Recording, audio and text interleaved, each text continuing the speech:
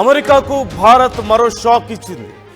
ఇప్పటికే టారిఫ్స్తో భారత్ను నానా ఇబ్బందులు పెట్టాలని చూస్తున్న అమెరికాకు ఇప్పుడు భారత్ వరుస షాక్లు ఇస్తోంది.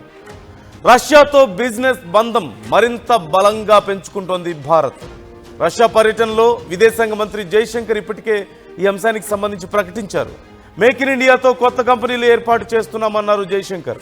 భారత్లో పెట్టుబడులకు డోర్లు తెరిచే ఉన్నాయంటున్నారు.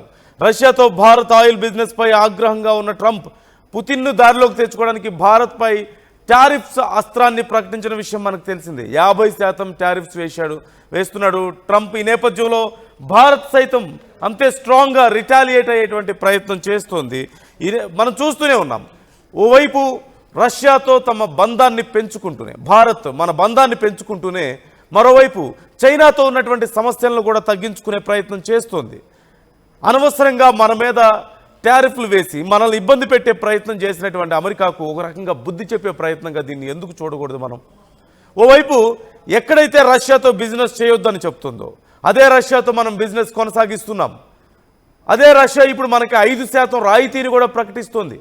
భారతదేశానికి ఇస్తున్నటువంటి ఆయిల్ మీద రెగ్యులర్గా ఇచ్చేటువంటి దానికంటే 5% రాయితీని రష్యా ఇస్తుంది. అంటే 5% తక్కువ ఇస్తుంది. ఇంకా ఖచ్చితంగా ఇది భారత్కి ఒక శుభ పరిణామంగా చెప్పుకోవాలి. భారత్ అవసరాల్లో 42% ఆయిల్ని రష్యా నుంచే దిగుమతి చేసుకుంటున్నప్పుడు 5% రాయితీ అనేది ఖచ్చితంగా భారత్కు ఒక పెద్ద ఊరటనే చెప్పాలి. మరోవైపు రష్యా సిద్ధంగా ఉంది భారత్లో ఉన్నటువంటి ఉత్పత్తులను కొనడానికి. భారత్ తయారు చేసేటువంటి భారత్ నుంచి వచ్చేటువంటి ఉత్పత్తులను ఒకవేళ కనుక అమెరికా కొనకపోతే, అమెరికా దేశానికి భారత్ ఉత్పత్తులు కనుక ఎగుమతి తగ్గిపోతే రష్యా సిద్ధంగా ఉంది అంటూ ఇప్పటికే రష్యా ప్రకటించింది. దీనికి సంబంధించి ఇప్పటికే మనం చూస్తూనే ఉన్నాం. ద్వైపాక్షిక వాణిజ్యాన్ని 2030 కల్లా $100 బిలియన్ అంటే దాదాపు 8.7 లక్షల కోట్లకు పెంచుకోవడానికి రష్యా భారత్ సిద్ధమవుతున్నటువంటి పరిస్థితి మనం చూస్తూనే ఉన్నాం. అక్కడ జైశంకర్ ఓవైపు పర్యటిస్తున్నారు, మరోవైపు రష్యా విదేశాంగ ప్రతినిధులు కూడా భారత్లో పర్యటిస్తున్నటువంటి తీరు మనం చూస్తూనే ఉన్నాం. ఈ నేపథ్యంలో మరోవైపు భారత్ చేస్తున్నటువంటి ప్రయత్నాలు, రష్యా కూడా ఈ విషయంలో చాలా సానుకూలంగా ఉంది. ఇండియా, చైనా, రష్యా ఈ బంధాన్ని మరింత బలోపేతం చేసే దిశగా ప్రయత్నాలు చేయాల్సిన అవసరం ఉంది అంటూ రష్యా అభిప్రాయపడుతోంది. ఈ మూడు దేశాల మధ్య త్రైపాక్షిక సమావేశం త్వరలో జరగాలి అంటూ కూడా ఆలోచిస్తున్నట్లుగా తెలుస్తోంది. ఈ సంవత్సరం చివరిలో పుతిన్తో మోదీ భేటీ అవ్వబోతున్నారు అంటూ కూడా ఇప్పటికే సమాచారం.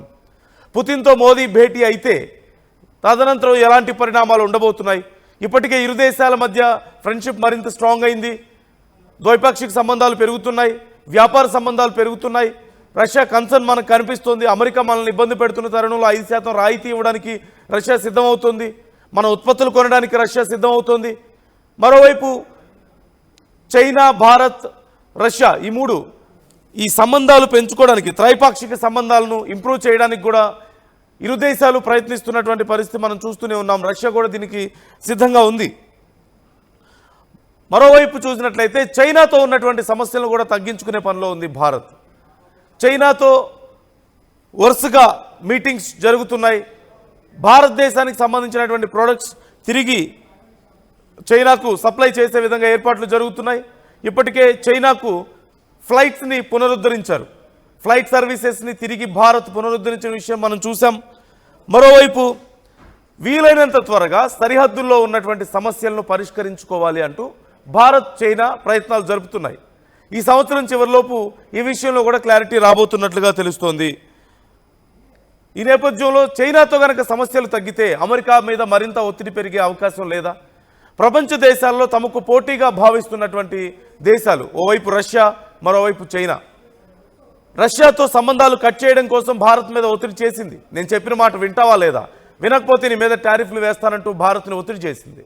కానీ భారత్ మరింత తెలివిగా ప్రవర్తించింది. ఇక్కడ అమెరికా ఒక శత్రు దేశంతో మేము వద్దని, మాకు పోటీగా వస్తున్నటువంటి దేశంతో మీరు బంధాలు పెంచుకోవడానికి వీల్లేదు, వ్యాపారం చేయడానికి వీల్లేదు అని చెప్తే రెండో దేశంతో కూడా భారత్ దగ్గర అయ్యే ప్రయత్నాలు చేస్తుంది.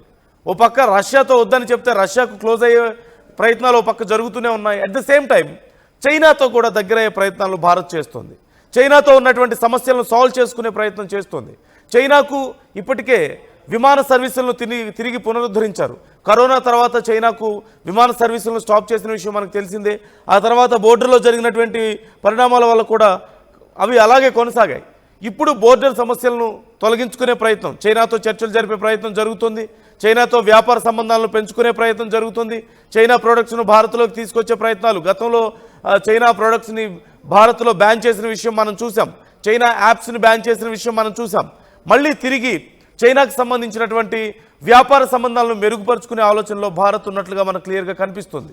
వీలైనంత త్వరగా బోర్డర్ సమస్యలను కూడా పరిష్కరించుకునే ఆలోచనలో ఉంది. ఈ రకంగా తమ శత్రువుతో, తమ పోటీదారుడితో ఎక్కడ బంధం పెరుగుతుందో అని భారత్ని దూరం చేసే ప్రయత్నం చేసింది అమెరికా. కానీ ఒక పోటీదారుడితో దూరం చేసే ప్రయత్నం చేస్తే ఒకరి కాదు, ఇద్దరితో తమ బంధాన్ని పెంచుకునే ప్రయత్నం చేస్తుంది భారత్.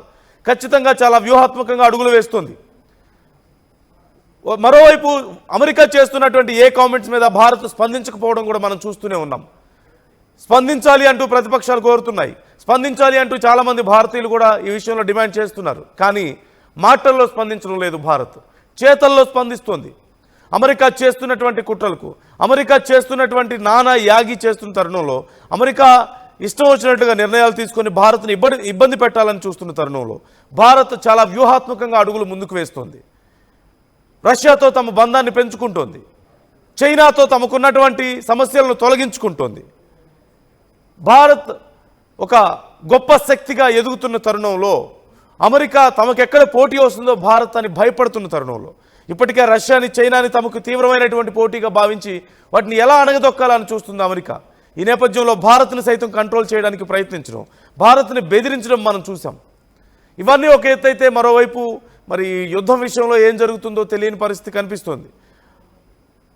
అమెరికా అధ్యక్షుడు ట్రంప్ చేస్తున్నటువంటి కామెంట్స్ మనం చూస్తూనే ఉన్నాం. ఒకవేళ కనుక ఈ యుద్ధాన్ని తాను ఆపగలిగితే ఖచ్చితంగా స్వర్గానికి వెళ్తానంటూ కామెంట్స్ చేస్తున్నారు.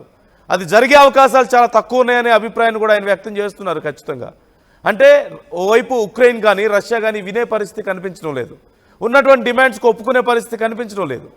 ఇలాంటి తరుణంలో ప్రపంచ దేశాల ముందు ట్రంప్ తన పరువు పోగొట్టుకుంటున్నాడు. నిన్న మొన్నటి వరకు తాను ఒక పెదరాయుడని చెప్పుకున్నటువంటి ట్రంప్ ఇప్పుడు ఏం చెప్పుకోగలుగుతాడు? చిన్న చిన్న దేశాల దగ్గర సైతం ఎదురు దెబ్బలు తింటున్న పరిస్థితి మనం చూస్తూనే ఉన్నాం. బ్రెజిల్ లాంటి దేశాలు సైతం నీ అవసరం మాకు లేదు, నువ్వేం మాకు ఎవరు లీడర్ కాదు, నువ్వేం రాజు కాదని చెప్పి బహిరంగంగా ప్రకటించినటువంటి పరిస్థితి మనం చూసాం.